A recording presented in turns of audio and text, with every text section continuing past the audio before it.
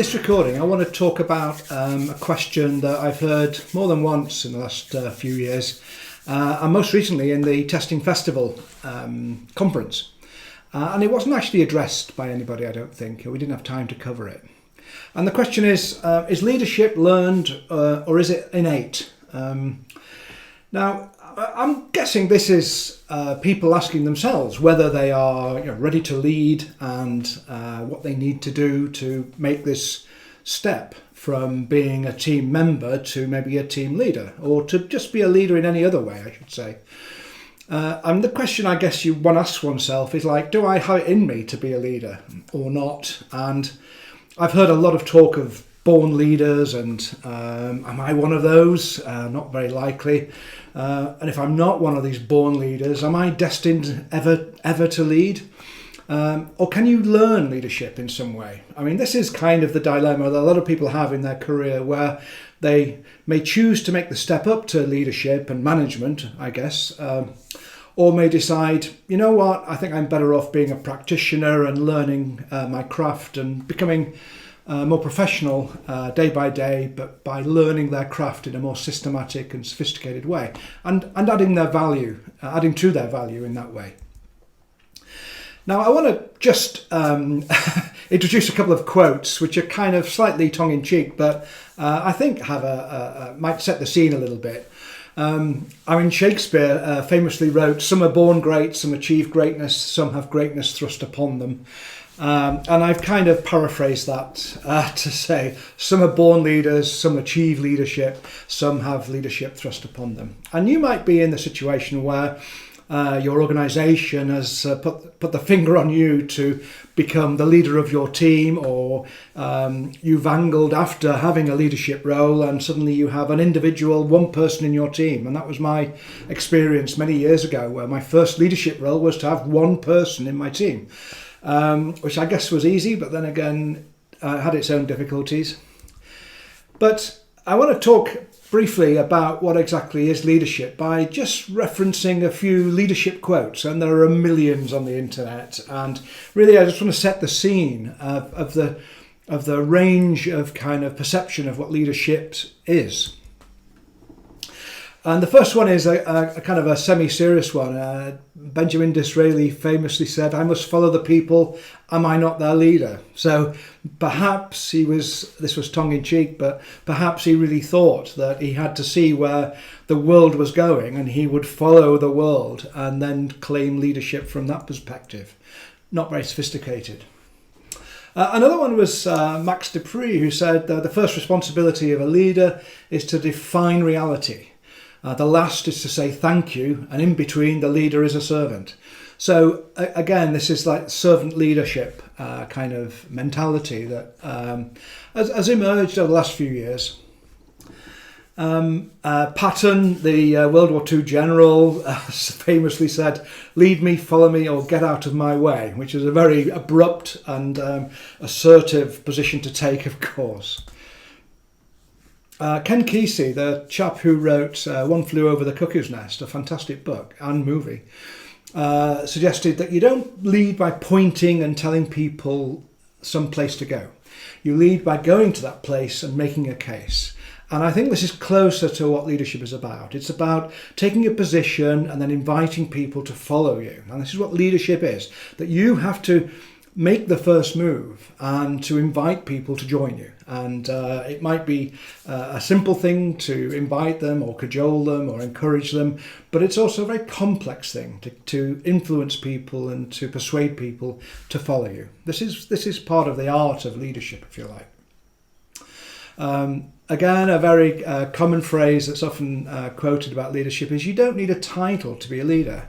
So it's not necessarily the leader of a team who is the only leader in that team, because there are technical leaders who don't have people in teams to worry about, but they have to provide technical leadership, and they have to provide maybe advice and encouragement and direction to other people, but in a technological way. So they're not telling people what to do, they're just showing people the best way of working, best practice, or the best practice in context, if you like.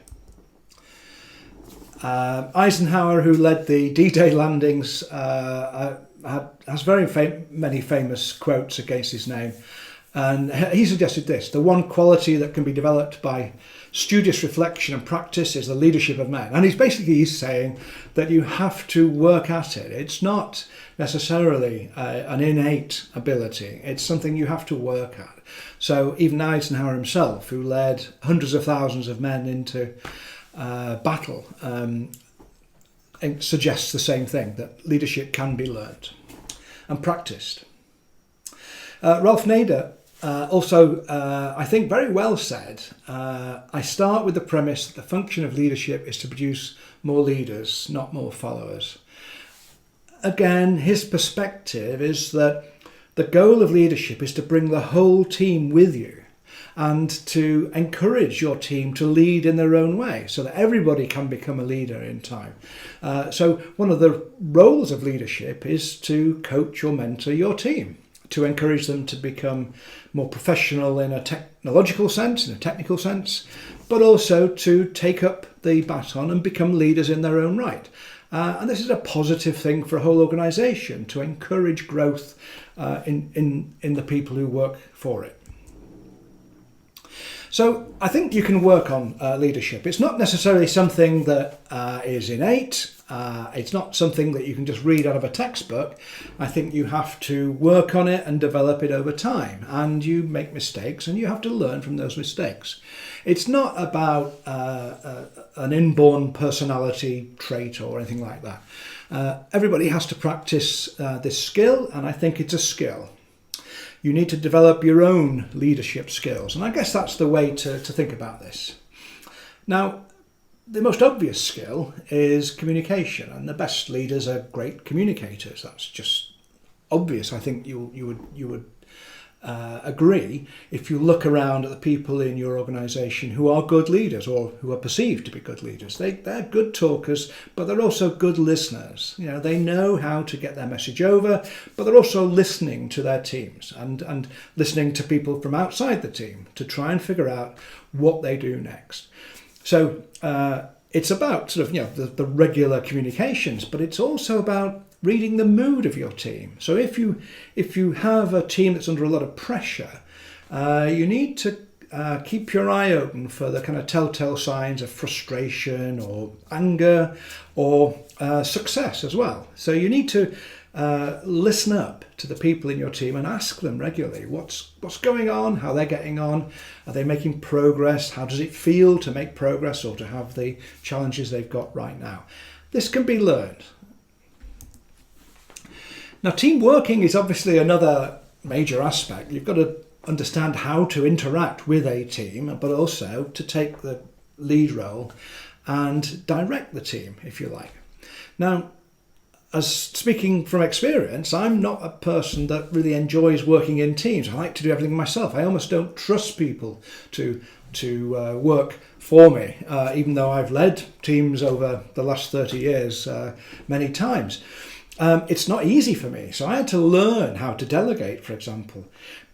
So you have to see things from your colleagues' point of view. You have to understand how they're relating to the task at hand, and it might be different from the way you look at it.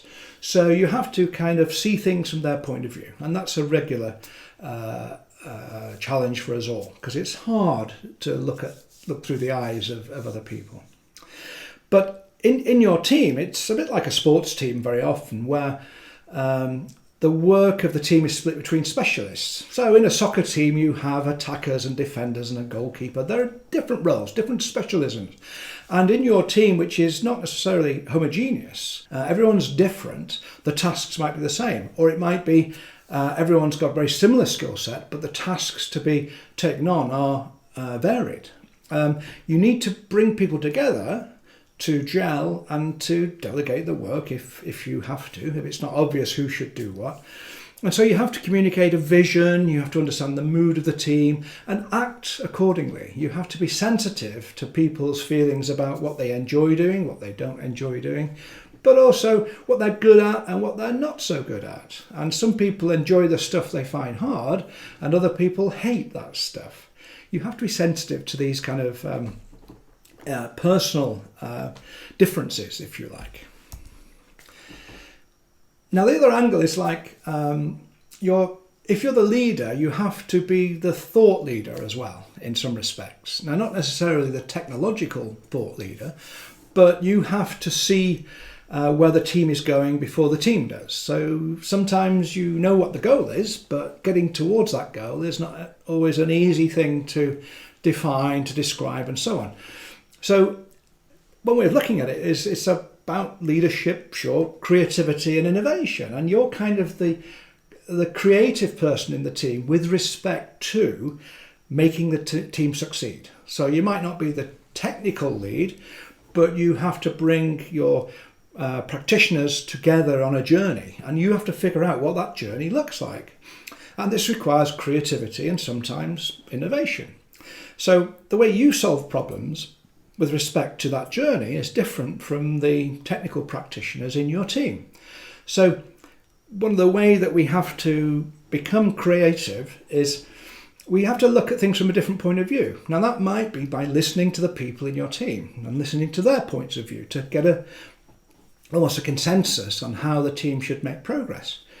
But more often it's you've got to look at the problem from a different point of view, and the path to achieving your goal might not be very straight. You've got to take some zigzaggy turns, you've got to make some innovative changes to process, you might have to build your own tools, you might have to integrate tools that don't integrate. Yeah, who knows? You have to have some difficult conversations with suppliers or customers, stakeholders. These are the things that you have to figure out a way, and often you have to unlearn stuff rather than learn stuff, if that makes sense. There might be a conventional way of doing things which won't work, so you have to sort of set that to one side and figure another way.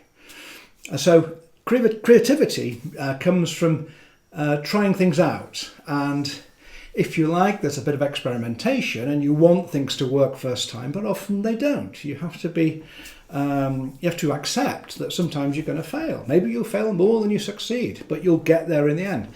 And doing things that are creative and innovative means that you have to fail often and fail quickly and hopefully recover and learn the lesson and get a better idea. So the whole idea is of being creative in this respect is to try things, to learn, and then take a better position next time, to iterate around the problem.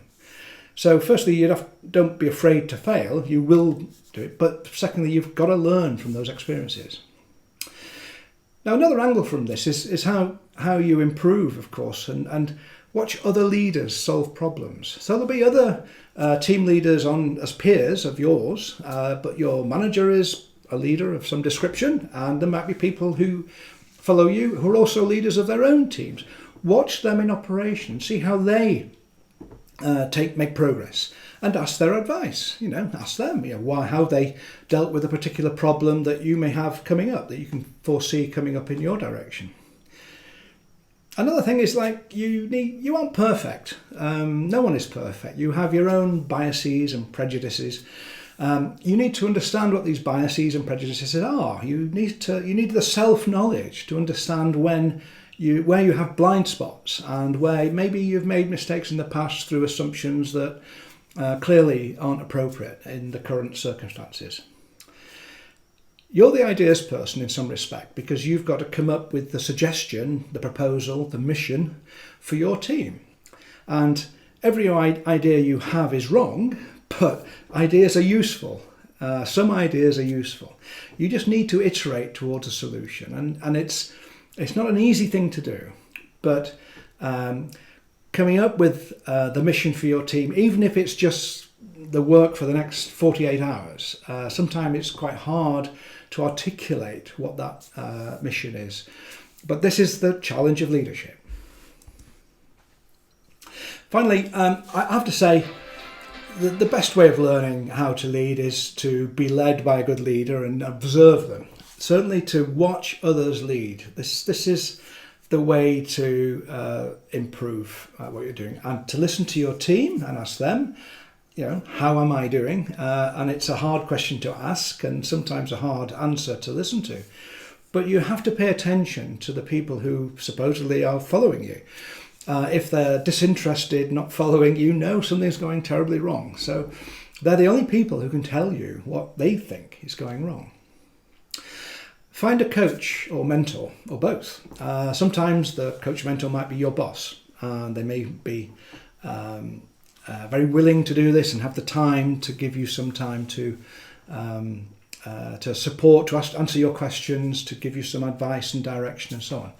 But it might be a peer, and you might have some buddies in your organisation who you know well, who have similar problems, but not necessarily in the same technical area. There might be a developer who is leading a different team of technical people than you are.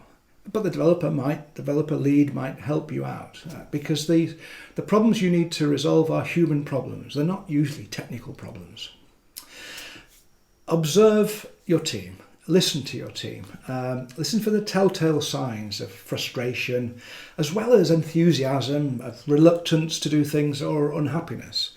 You've got to pay attention to these things because the team is kind of your responsibility, and the coherence of the team is you've got to kind of set the tone for the team and to let them follow.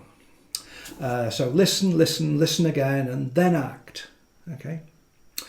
Leadership can be stressful, but it's also a bit of an ego trip when it goes well. And it's a wonderful thing to be able to say that I led that team from A to B and it was a success. It's a great thing. Fulfillment comes from seeing your whole team succeed. It's not just about you. So thanks for watching. I hope you found this useful. If you've got any questions, please add them to the comments below. If you like this video, smash the like button, click the subscribe button, and you'll see notifications of new videos in YouTube from time to time. I'm hoping weekly. I'm always looking for interesting questions to discuss. So if you've got something on your mind regarding testing or leadership, assurance, maybe even test automation, that kind of stuff, ask me anything below and I'll try and address it. See you next time and take care.